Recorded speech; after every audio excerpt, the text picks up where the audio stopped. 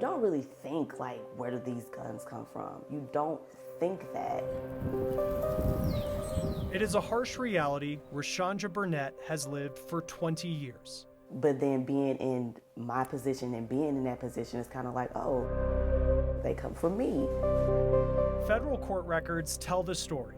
In 2002, as a college student, a classmate approached her. He was a really nice guy, but it was just like, There was something about him that... yeah, like, you're gonna do it. The favor was to go to a nearby gun store and make a purchase for him.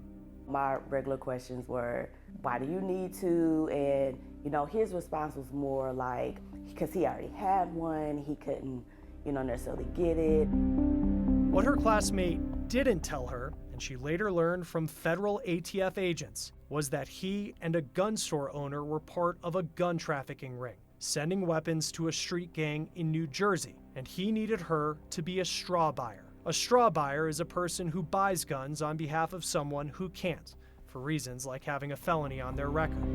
In that moment, it was like, I'm legal, I'm a citizen, you know, not thinking like, there are probably bad people trying to do bad things.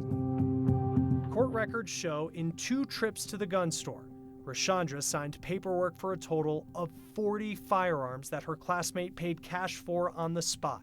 She later told federal agents she didn't know that she bought so many because her classmate handled them when they were picked up. She says she felt uneasy about signing the form that said she was buying guns for herself. Chick did sign my life away, basically, and handed him the note, so I just, you know, went and sat in the car. Rashandra may have been a pawn, but to law enforcement, not a victim. She pleaded guilty to 2 felonies for lying on the gun purchase form.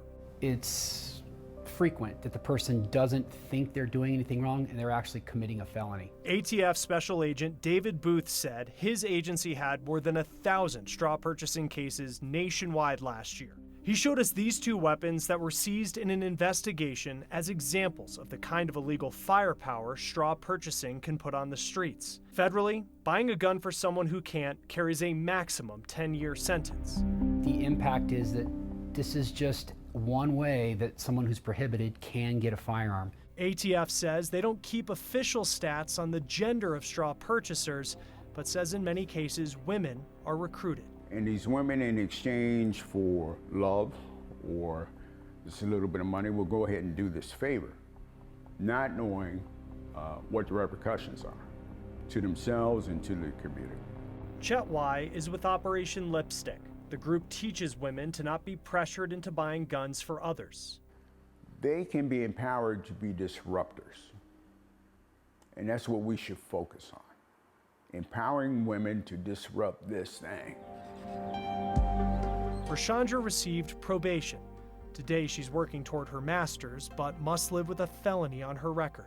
In hindsight, looking back, you think about all these things, but it's like, wow, I don't know how many other lives that I probably, you know, have taken. A difficult story from her past, she hopes today will stop others from taking a place along the pipeline of illegal guns in America.